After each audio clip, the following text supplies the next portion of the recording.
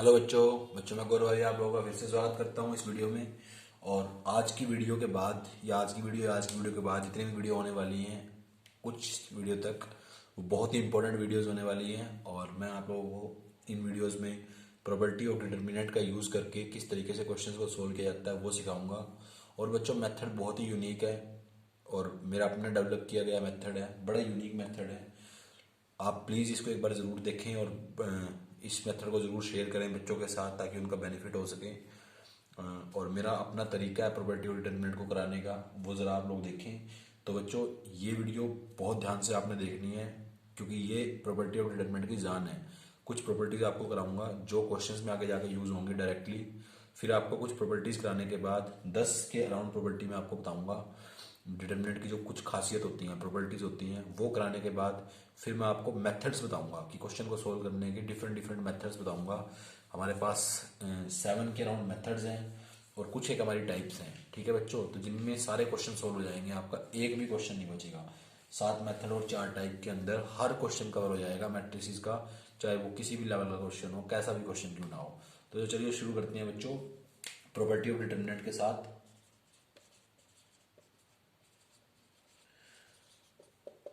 Determinant की properties होती है बच्चों ये।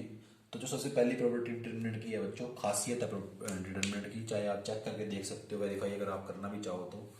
और नहीं तो आप बच्चों मेरे पे विश्वास तो करते ही हो। तो बच्चों स्टार्ट करते हैं। प्रॉपर्टी नंबर 1 जो बच्चों है वो प्रॉपर्टी हमारे पास है कि if all the elements of a determinant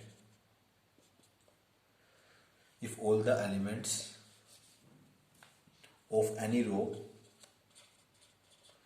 or column of the determinant are zero. कह रहा है अगर सारे के सारे एलिमेंट किसी डिटर्मिनेंट के अंदर जीरो हैं then value of determinant is zero.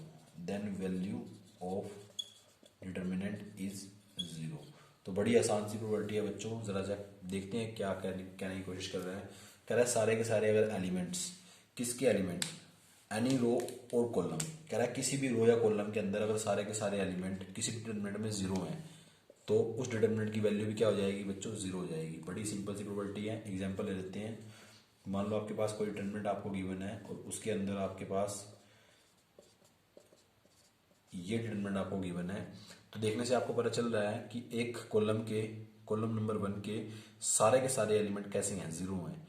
तो मैंने वही तो बताया आपको, all the elements of any row, कह रहा है किसी भी रो में, चाहे तीनों में से किसी भी रो के या तीनों में से किसी भी कॉलम के, अगर सारे के सारे एलिमेंट जीरो हैं तो डिटर्मिनेंट की वैल्यू कितनी हो जाएगी बच्चों, जीरो हो जाएगी। बड़ा ही आसान सी प्रॉपर्टी थी बच्चों। और एग्जाम्पल ले लेते हैं। मान लो आपके पास ये डिटर्मिनेंट आया हुआ है तो बच्चों इसमें देखो ज़रा वैल्यू जीरो है क्योंकि आपको पता चल गया है कि किसी एक रो के या किसी एक कॉलम के अगर सारे के सारे एलिमेंट कैसे आ रहे हैं, जीरो आ रहे हैं। किसी भी एक रो के या किसी भी एक कॉलम के सारे के सारे एलिमेंट कैसे आ रहे हैं, जीरो। जैसे मान लेते हैं 1-7-4-0-0-0-7-8-4। तो देखो सेकंड रो के सारे के सारे एलिमेंट कैसे हैं, जीरो हैं। तो इस डिटर्मिनेंट की वैल्यू ऑटोमेटिकली जीरो हो जाएगी, आपको चेक करने की जरूरत नहीं है। देखो बच्चों शॉर्ट ट्रिक्स बता रहा हूँ मैं आपको, प्रॉपर्टीज हैं ये डिटर्मिनेंट की और ये शॉर्ट ट्रिक्स हैं बच्चों। तो देखो आपको पता चल गया है कि फर्स्ट प्रॉपर्टी आपको अच्छे से समझ में आ गई है। प्लीज़ प्लीज़ प्लीज़ इन सारी प्रॉपर्टीज़ को टिप्स पे याद कर लेना, तभी आपके क्वेश्चन इजीली हो पाएंगे, तभी आपको मेथड्स समझ में आ जाएंगे। और ये टफेस्ट पार्ट माना जाता है बच्चों अब तक का, लेकिन आपको चुटकियों में समझ में आ जाएगा। ये कह रहा है अगर all the elements of any row और column of determinant are zero then value of determinant is zero. कह रहा है वैल्यू डिटर्मिनेंट की क्या हो जाएगी, जीरो हो जाएगी। तो बड़ा ही आसान था। इसके बाद सेकंड प्रॉपर्टी क्या कहती है बच्चों, सेकंड प्रॉपर्टी जरा देखो। इफ टू रोज और columns of a determinant are identical, identical कह लो बच्चों या सेम कह लो, then the value of determinant is zero. कह रहा है अगर किसी भी डिटर्मिनेंट के अंदर अगर रोज दो या दो से ज्यादा रोज, दो रो पर मान लेते हैं, दो रो या दो कॉलम 2 रोज और 2 कॉलम, यहाँ पे अलग से लिख लो 2 कॉलम्स, ठीक है। कह रहा है 2 रो या 2 कॉलम अगर आइडेंटिकल है किसी डिटर्मिनेंट के अंदर तो वैल्यू ऑफ डिटर्मिनेंट क्या हो जाएगी, 0 हो जाएगी। एग्जाम्पल समझते हैं बच्चों, जैसे एग्जाम्पल 1 हमने लिया, मान लेते हैं 7 4 3 2 7 4 और यहाँ पे फिर आ गया 7 4 3। तो देखो एक एग्जाम्पल ये है। सेकंड एग्जाम्पल मैं ले लेता हूँ, हमारे पास 3 4 7 -4 3 -4 3। तो जरा दो क्वेश्चन आपके सामने लिखे हुए हैं, दो डिटर्मिनेंट, इनको आपने सॉल्व नहीं करना। देखो जरा प्रॉपर्टी कहीं लग रही है, कह रहे हैं प्रॉपर्टी क्या कहती है, 2 रोज और 2 कॉलम अगर आइडेंटिकल है किसी डिटर्मिनेंट के अंदर तो उसकी वैल्यू क्या हो जाएगी, 0 हो जाएगी। चेक करो जरा, देखो ये रो 1 है फर्स्ट डिटर्मिनेंट में और ये रो 3rd है, तो R1 और R3 कैसी हैं, आइडेंटिकल है। तो R1 और R3 आर आइडेंटिकल, तो डिटर्मिनेंट की वैल्यू क्या हो जाएगी, 0। बच्चों मेरे ख्याल से आपको बात समझ में आ गई है। मैंने आपको क्या बोला है, मैंने आपको बोला है कि अगर किसी भी डिटर्मिनेंट के अंदर 2 रो या 2 कॉलम अगर आइडेंटिकल अगर सेम है तो डिटर्मिनेंट की वैल्यू क्या हो जाती है, 0 हो जाती है। इसमें चेक करते हैं जरा बच्चों, देखो कोई भी रो आइडेंटिकल नहीं है लेकिन कॉलम जरूर नजर आ रहे हैं आपको, कॉलम सेकंड और कॉलम 3rd ये दोनों आइडेंटिकल नजर आ रही हैं, तो इस डिटर्मिनेंट की वैल्यू क्या हो जाएगी, 0। आपने ऐसे मार्क करके दिखाने की जरूरत नहीं है, तो मैंने आपको वैसे मार्क करके दिखाया है, ठीक है। आपने डायरेक्ट लिखना है। मान लो आपके पास क्वेश्चन आ गया इस तरीके का कि 2 3 2 3, तो देखो ये वाली रो और ये वाली रो सेम है, आइडेंटिकल है, तो आपका डिटर्मिनेंट डायरेक्ट क्या हो गया, 0 हो गया। तो मेरे ख्याल से दोनों प्रॉपर्टीज आपको अच्छे समझ में आ गई हैं। नेक्स्ट प्रॉपर्टी पे चलते हैं बच्चों। प्रॉपर्टी नंबर 1 और 2 मेरे ख्याल से आपको जरूर समझ में आ गई है। इसके बाद प्रॉपर्टी नंबर 3 पे चलते हैं। प्रॉपर्टी नंबर 3 ये कहती है कि अगर आपने कॉमन निकालना हो डिटर्मिनेंट में से तो आप कैसे निकालोगे, या आपको डिटर्मिनेंट में किसी नंबर को मल्टीप्लाई करना हो तो आप कैसे करोगे। तो जरा देखते हैं बच्चों इस प्रॉपर्टी को भी कि आप कॉमन कैसे निकालते हो, टेकिंग कॉमन कैसे करते हो, या फिर आप मल्टीप्लिकेशन डिटर्मिनेंट के अंदर कैसे करते हो। बच्चों जरा थोड़ा सा याद करते हैं, अगर 5 को हम किसी मैट्रिक्स के अंदर मल्टीप्लाई कराते थे 3 4 7 3, तो हम ना सारे के सारे एलिमेंट्स के साथ 5 को मल्टीप्लाई कराते थे, तो ये बन जाता था 15 20 35 और 15। तो बच्चों ये होता था मैट्रिक्स के केस में, क्योंकि देखो रेक्टेंगुलर ब्रैकेट लगी हुई है तो ये एक मैट्रिक्स है। मैट्रिक्स के केस में कोई भी नंबर जो बाहर होता था वो हर एक नंबर के साथ मल्टीप्लाई हो जाता था। लेकिन वहीं अगर 5 को हम डिटर्मिनेंट के साथ मल्टीप्लाई कराएं, 5 को अगर डिटर्मिनेंट के साथ मल्टीप्लाई कराएं तो आप इसको किसी एक रो या किसी एक कॉलम के अलोंग ही मल्टीप्लाई करा सकते हैं। किसी भी एलिमेंट को आप डिटर्मिनेंट में सिर्फ एक रो या सिर्फ एक कॉलम, चाहे किस मर्जी कॉलम या किस मर्जी रो के साथ आप मल्टीप्लाई कराना चाहें वो करा सकते हैं, लेकिन सिर्फ एक ही रो के अलोंग या एक ही कॉलम के अलोंग आप मल्टीप्लाई करा सकते हैं। जैसे अगर मैं इसको अगर फर्स्ट रो के अलोंग मल्टीप्लाई कराना चाहूँ तो फर्स्ट रो के अलोंग मल्टीप्लाई करा सकता हूँ, तो ये वाली चीज़ किसके बराबर आ जाएगी, 15 20 7 और 3 एज इट इज रहेंगी। अगर मैं चाहता हूँ कि इसको सेकंड रो के अलोंग मल्टीप्लाई करा दूँ तो सेकंड के अलोंग भी करा सकता हूँ, पर first row as it is रहेगी, तो मेरे पास आ जाएगा 35 और 15। अगर मैं चाहूँ कि इसको मैं फर्स्ट कॉलम के अलोंग मल्टीप्लाई करा दूँ तो मैं फर्स्ट कॉलम के अलोंग भी मल्टीप्लाई करा सकता हूँ। फर्स्ट कॉलम के अलोंग मल्टीप्लाई कराऊंगा तो मेरे पास आ जाएगा 15 35 4 और 3, ये एज इट इज रहेगा। अगर मैं चाहता हूँ कि सेकंड कॉलम के अलोंग मल्टीप्लाई कराऊँ तो उसके अलोंग भी मल्टीप्लाई करा सकता हूँ, तो मेरे पास आ जाएगा 20 और 15। तो बच्चों आपने क्या सीखा कि मैट्रिक्स के अंदर एक एलिमेंट हर एक एलिमेंट से मल्टीप्लाई हो जाता है, लेकिन डिटर्मिनेंट के अंदर डिटर्मिनेंट की क्या प्रॉपर्टी होती है कि कोई भी एलिमेंट डिटर्मिनेंट की सिर्फ एक रो या एक कॉलम के अलोंग ही मल्टीप्लाई होता है। वो आपकी मर्जी है, वो हम क्वेश्चन के अकॉर्डिंग देखेंगे कि हमने किसके साथ मल्टीप्लाई कराना है जहां से हमें ज़्यादा से ज़्यादा फायदा मिल सके, बेनिफिट ज़्यादा से ज़्यादा हो। तो बच्चों आपके पास क्या प्रॉपर्टी समझ में आई आपको कि आप एक एलिमेंट को डिटर्मिनेंट में किसी एक रो या किसी एक कॉलम के अलोंग ही मल्टीप्लाई करा सकते हो, सिर्फ एक रो जो मर्जी आपका दिल चाहे या एक कॉलम जो मर्जी आपका दिल चाहे उसके साथ ही मल्टीप्लाई करा सकते हो। बच्चों मैं इसको रब कर रहा हूँ, आप नोट डाउन कर लेना क्योंकि स्पेस थोड़ा कम है और समझाना है आपको। और बच्चों जरा देखते हैं, अब देखो को अगर मान लो आपके पास के लिखा हुआ है यहाँ पे के, और आपके पास डिटर्मिनेंट आया हुआ है 3 7 4 8 4 3 2 7 8, तो आप इस के को आपकी मर्जी है जिस मर्जी रो या जिस मर्जी कॉलम के साथ आप मल्टीप्लाई करा सकते हो।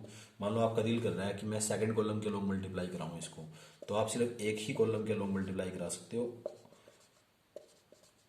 तो ये इस तरीके से आ जाएगा आपके पास, ठीक है। के आपका कहाँ मल्टीप्लाई हो गया, कॉलम सेकंड में।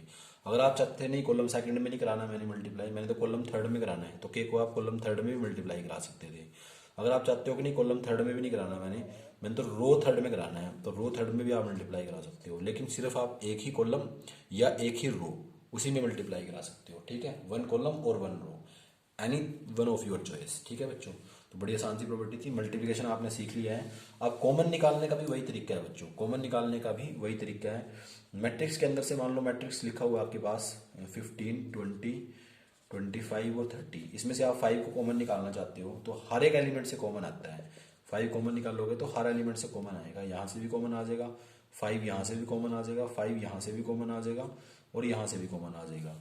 लेकिन डिटर्मिनेंट में क्या होता है कि अगर आप 5 को कॉमन निकालना चाहते हो तो एक रो या एक कॉलम से आप कॉमन निकाल सकते हो। You can take common from any row और any column, any single row और एनी सिंगल कॉलम। मान लो आप यहाँ से कॉमन निकालना चाहते हो तो आप 5 को यहाँ से कॉमन निकाल सकते हो, तो आप इसको ऐसे लिख सकते हो। डिटर्मिनेंट की बात कर रहा हूँ बच्चों, ये मैट्रिक्स था, ये डिटर्मिनेंट है, फर्क है दोनों में।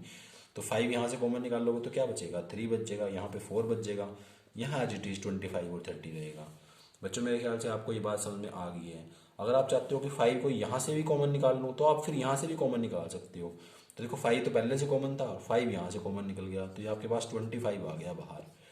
ये 3, 4, यहाँ पे 5 और यहाँ पे 6। अगर आप चाहते हो कि भाई देखो ये मेरे ख्याल से आपको बात समझ में आ गई है कि आप कॉमन कैसे निकाल सकते हो। और एग्जांपल लेते हैं बच्चों, जैसे मान लो आपके पास एक डिटर्मिनेंट है और उसके अंदर ऐसे ही करके वैल्यू लिखी हुई है 2k, 3k, 3p और 4p। तो आपने k को कॉमन निकालना है, p को भी कॉमन निकालना है। देखो k को कॉमन, अगर आप सिर्फ k को कॉमन निकालना चाहते हो तो सिर्फ k को भी कॉमन निकाल सकते हो। तो आपके पास आ जाएगा 2, 3, 3p और 4p। मैंने आपको क्या बताया है कि आप कॉमन सिर्फ एक रो या सिर्फ एक कॉलम से भी मैट्रिक्स डिटर्मिनेंट के अंदर निकाल सकते हो। मैट्रिक्स के अंदर ऐसा पॉसिबल नहीं था, वहाँ हर एक एलिमेंट से कॉमन आता था और हर एक एलिमेंट से मल्टीप्लाई होती थी चीज़ें। लेकिन यहाँ आप किसी एक रो या किसी एक कॉलम में से कॉमन भी निकाल सकते हो और किसी एक रो या किसी एक कॉलम में मल्टीप्लाई भी करा सकते हो। जैसे अगर आप नेक्स्ट स्टेप में चाहते हो कि पी भी आप कॉमन निकाल लो तो पी को भी आप कॉमन निकाल सकते हो। तो के भी बाहर आ चुका था पहले ही, पी अब की बार कॉमन आ गया, तो आपके पास अंदर क्या बचा 2, 3, 3, 4। तो जो मेरे ख्याल से ये बातें आपको समझ में आ रही हैं। मान लो आपके पास लास्ट एग्जांपल ले रहा हूँ, इसके लिए थोड़ा सा बड़ा एग्जांपल ले रहा हूँ। मान लो आपके पास लिखा हुआ है 3k, 2k, 2k, 4k, -4k, 8k, 7k, 8k, 4k, और आप k को कॉमन निकालना चाहते हो तो डिटर्मिनेंट के अंदर आप एक रो से कॉमन निकाल सकते हो। एक के यहाँ से कॉमन आ जाएगा, इस तरीके से एक के यहाँ से कॉमन आ जाएगा, एक के यहाँ से कॉमन आ जाएगा। एक के आपने कॉमन लिया R1 से, एक के आपने कॉमन लिया R2 से और एक के आपने कॉमन लिया R3 से। तो आपका आ गया बाहर के का क्यूब, यहाँ मैं नीचे लिख रहा हूँ के का क्यूब बाहर आ गया है और अंदर क्या बचा 3, 2, 2, क्योंकि यहाँ से के कॉमन आ गया था। ऐसे ही यहाँ से भी के कॉमन आ गया था तो अंदर ये चीज़ बची, यहाँ से भी के कॉमन आ गया था तो अंदर ये चीज़ बची हुई है। मेरे ख्याल से आपको कॉमन लेना और मल्टीप्लाई करना डिटर्मिनेंट के अंदर समझ में आ चुका है। तो नेक्स्ट प्रॉपर्टी में चलते हैं बच्चों। बस सिर्फ एक बात यहाँ पे थर्ड प्रॉपर्टी में सिर्फ इतनी ध्यान रखना कि किसी भी एक रो या किसी भी एक कॉलम में से आप कॉमन निकाल सकते हो और मल्टीप्लाई भी कर सकते हो डिटर्मिनेंट के अंदर। तो बड़ा ही ईजी काम है। नेक्स्ट चलते हैं बच्चों। नेक्स्ट प्रॉपर्टी नंबर 4 है इंटरचेंज ऑफ रोज और कॉलम। कह रहा है अगर रो और कॉलम को आप इंटरचेंज कर देते हो, रो और कॉलम को अगर आपने इंटरचेंज कर दिया तो आपका साइन चेंज हो जाएगा डिटर्मिनेंट का। जैसे मान लो आपके पास लिखा हुआ है 2, 3, 7, 4 और आपने रो और कॉलम को इंटरचेंज कर दिया, किसी दो रो को इंटरचेंज कर दिया या कॉलम को इंटरचेंज कर दिया, 2 रोज और 2 कॉलम, ऐसे लिख लो बच्चों यहाँ पे थोड़ा और क्लियर हो जाएगा, और 2 कॉलम्स। ठीक है बच्चों, तो 2 रो या 2 कॉलम को अगर आपने इंटरचेंज किया है, मान लो आपने 2 रो को इंटरचेंज कर दिया है, 7, 4 आपने ऊपर लिख दिया है और इस रो को आपने नीचे लिख दिया है, तो डिटर्मिनेंट का साइन क्या हो जाएगा बच्चों, चेंज हो जाएगा, माइनस लग जाएगा उसके आगे। मान लो आपके पास कुछ और है, जैसे ऐसे लिखा हुआ है 3, 2, 4, 7, 3, 2, 4, 3, 2। मान लो आप इस रो को और इस कॉलम और इस कॉलम को इंटरचेंज करना चाहते हो, आपस में चेंज करना चाहते हो, किसी भी 2 रो को या आप 2 कॉलम को अगर इंटरचेंज करते हो तो डिटर्मिनेंट आपका नेगेटिव हो जाएगा, साइन आपका माइनस का लग जाएगा उसके आगे, उसका साइन चेंज हो जाएगा। ठीक है बच्चों, तो देखो कॉलम 1 आपने एज इट इज रखा, पर आप कॉलम 2 और कॉलम 3 को इंटरचेंज करना चाहते थे तो आपने 4, 2, 2 आगे लिख दिया और आपने 2, 3, 3 पीछे लिख दिया, लेकिन उसकी वजह से डिटर्मिनेंट कैसा हो गया, नेगेटिव हो गया। तो मेरे ख्याल से आपको बात समझ में आ गई है। अगर आप किसी 2 रो को चेंज करना चाहते हो, इंटरचेंज करना चाहते हो, या आप किसी 2 कॉलम को इंटरचेंज करना चाहते हो तो sign of the determinant will be negative. बच्चों नेक्स्ट इसका बी पार्ट भी है बच्चों। बी पार्ट क्या कहता है आपको, बी पार्ट बड़ा ही आसान है। बी पार्ट कहता है कि अगर आपके पास 3x3 का डिटर्मिनेंट है, 3x3 में ही बी पार्ट एप्लीकेबल है। मान लो 3x3 का डिटर्मिनेंट है, वहाँ पे 3 4 7 4 3 2 4 7 3 ये लिखा हुआ है। और आप क्या करना चाहते हो कि हर एक कॉलम की या हर एक रो की, बच्चों मैं दोबारा बता रहा हूँ आपको, बी पार्ट सिर्फ आपका 3x3 के लिए ही एप्लीकेबल है। और ये क्या कहता है, बी पार्ट का नाम है बच्चों jump over. Jump over, B part jump over की प्रॉपर्टी है। ए पार्ट आपकी इंटरचेंजिंग की प्रॉपर्टी है। ये दोनों डिटरमिनेंट में चलता है, लेकिन ये सिर्फ 3x3 में चलता है। ये एक ऐसी प्रॉपर्टी है जो सिर्फ 3x3 में चलती है। ये प्रॉपर्टी क्या कहती है, ये प्रॉपर्टी कहती है बच्चों कि अगर आप हर एक रो को या हर एक कॉलम को एक एक स्टेप आगे बढ़ाना चाहते हो, मान लो आप कॉलम में चाहते हो भी ये कॉलम यहाँ चला जाए, ये कॉलम यहाँ चला जाए और ये वाला कॉलम घूम के पीछे आ जाए, यहाँ पे आ जाए, मतलब फर्स्ट कॉलम सेकंड बन जाए, सेकंड वाला थर्ड बन जाए, थर्ड वाला फर्स्ट बन जाए, तो उसको बोलते हैं जंप ओवर। अगर आप जंप ओवर कराना चाहते हो तो कोई साइन चेंज नहीं होगा, लेकिन वो 3x3 में ही एप्लीकेबल है। मान लो आप चाहते हो ये वाला कॉलम सेकंड कॉलम बन जाए 3 4 7, सेकंड वाला कॉलम थर्ड कॉलम बन जाए 4 3 2 और थर्ड वाला कॉलम फर्स्ट कॉलम बन जाए 4 7 3। तो देखो एक एक प्लेस आपने सबका चेंज करा दिया, तो कोई साइन चेंज नहीं होगा, no sign will be change. ठीक है, जंप ओवर में कोई साइन चेंज नहीं होगा और जंप ओवर 3x3 में ही लगती है।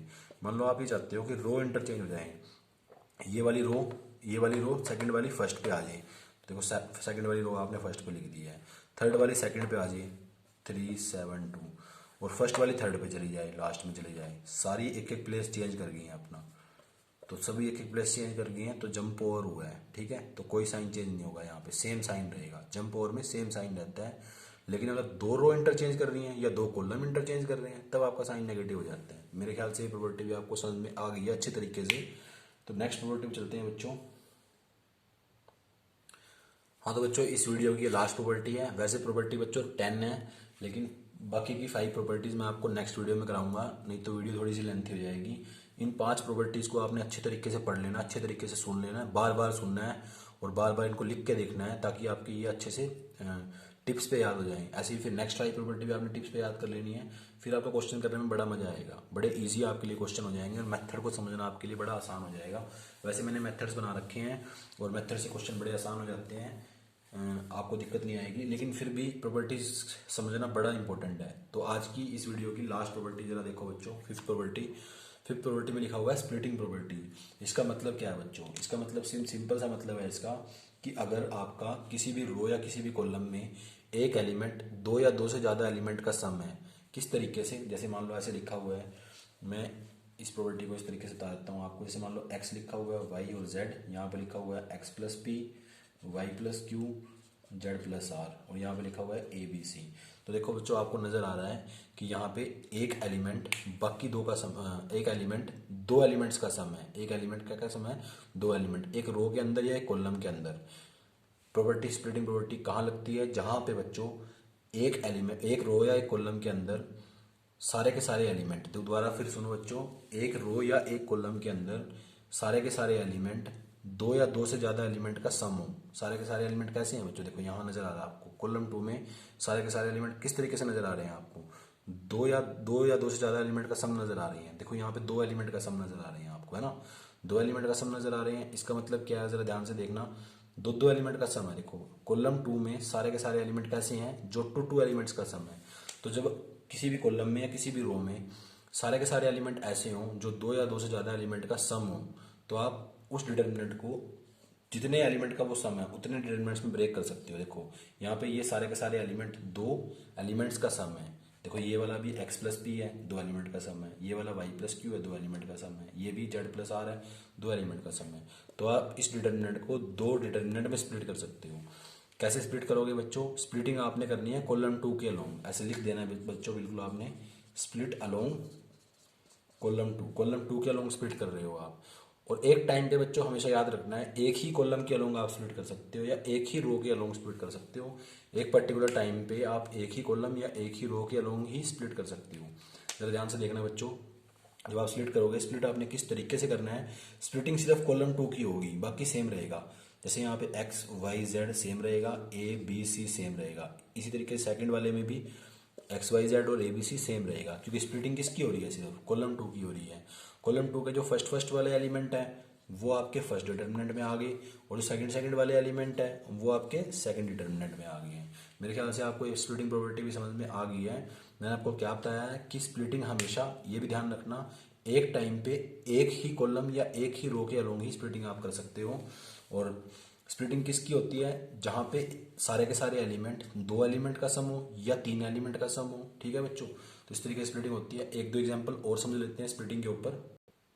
बच्चों जरा देखो, नेक्स्ट एग्जाम्पल भी आपको नजर आ रहा है। यहाँ पे आपको एक कॉलम ऐसा नजर आ रहा है जिसमें सारे के सारे एलिमेंट 2 एलिमेंट का सम है, और दूसरा कॉलम भी ऐसा ही नजर आ रहा है जिसमें सारे के सारे एलिमेंट 2 एलिमेंट का सम है। लेकिन मैंने आपको बताया था कि एक टाइम पे आपने एक ही कॉलम के लॉन्ग या एक ही रो के लॉन्ग स्प्लिटिंग करनी है।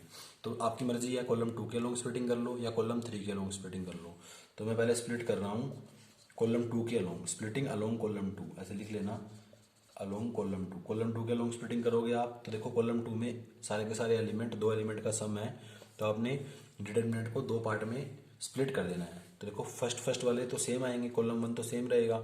ऐसे ही देखो आपने कॉलम 2 को स्प्लिट किया है तो कॉलम 3 तो सेम रहेगा बच्चों। यहाँ पे कॉलम 3 आपने सेम लिख देना है, यहाँ पे सेम टू सेम, चाहे वो 2 एलिमेंट का सम हो चाहे 3 एलिमेंट का सम हो। आपने कॉलम 1 और कॉलम 2 के अलोंग तो स्प्लिटिंग की ही नहीं है। जब नहीं की है तो बच्चों उनको सेम लिखो। तो सेम लिख दिया आपने बच्चों, जरा देखो स्प्लिटिंग आपने किसके अलोंग की है, कॉलम 2 के अलोंग की है आपने स्प्लिटिंग। तो कॉलम 2 को आपने स्प्लिट करके लिख देना है। फर्स्ट वाले एलिमेंट फर्स्ट डिटरमिनेंट में आ जाएंगे, सेकंड वाले एलिमेंट सेकंड डिटरमिनेंट में आ जाएंगे। फिर आप चाहो तो देखो कॉलम, यहाँ पे कॉलम 3 के अलोंग स्प्लिटिंग कर सकते हो। तो आप लिख सकते हो कि स्प्लिट अलोंग कॉलम 3, यहाँ पे भी लिख सकते हो स्प्लिट अलोंग कॉलम 3। तो देखो कॉलम 3 के अलोंग यहाँ पे स्प्लिट करोगे तो ये वाला डिटरमिनेंट भी 2 डिटरमिनेंट में स्प्लिट हो जाएगा, ऐसे ही प्लस ये वाला डिटरमिनेंट भी आपका 2 डिटरमिनेंट में स्प्लिट हो जाएगा। तो बड़ा ही आसान है। देखो फर्स्ट डिटरमिनेंट में आपका क्या आ जाएगा, 1 2 3 1 3 6, और फर्स्ट वाले एलिमेंट्स आ जाएंगे। सेकंड वाले में देखो ये दोनों चीज़ें तो सेम रहेंगी, 1 2 3 1 3 6 तो सेम रहेगा। ये वाला आपका आ जाएगा Q 2Q 3Q, इस तरीके से ये भी और ये भी। बच्चों आपको समझ में आ गई है मेरे ख्याल से मेरी बातें कि स्प्लिटिंग प्रॉपर्टी कैसे अप्लाई होती है। इसमें इंपॉर्टेंट चीज़ यही है नोट करने की कि एक टाइम पे आप एक ही कॉलम या एक ही रो, एक टाइम पे आप एक ही कॉलम या एक ही रो के अलोंग स्प्लिट कर सकते हो। और बच्चों आज की इस वीडियो में सिर्फ इतना ही। प्रॉपर्टी नंबर 1 से मैंने आपको प्रॉपर्टी नंबर 5 तक करा दी हैं। प्लीज़ इनको अच्छे तरीके से देख लेना, ऐसे ना समझना कि क्वेश्चन तो इनके ऊपर बेस्ड है नहीं अभी, तो हम इनको अच्छे से नहीं देखेंगे। प्लीज़ बच्चों इनको अच्छे से पढ़ो, बार बार लिख के देखो 5 प्रॉपर्टीज़ को। नेक्स्ट वीडियो में भी 5 प्रॉपर्टी और आएंगी, उनको भी लिख के देखो। ये 10 प्रॉपर्टी बड़ी इंपॉर्टेंट है। आगे का जितना बचा हुआ चैप्टर है वो सारा का सारा आपका मिसलेनियस 4.2 मेन एक्सरसाइजेज पूरी की पूरी आपकी इन्हीं प्रॉपर्टी और मेथड्स के ऊपर बेस्ड है। तो बच्चों इस वीडियो को देखने के लिए आपका धन्यवाद। Thanks for watching this video. Thank you, thanks a lot.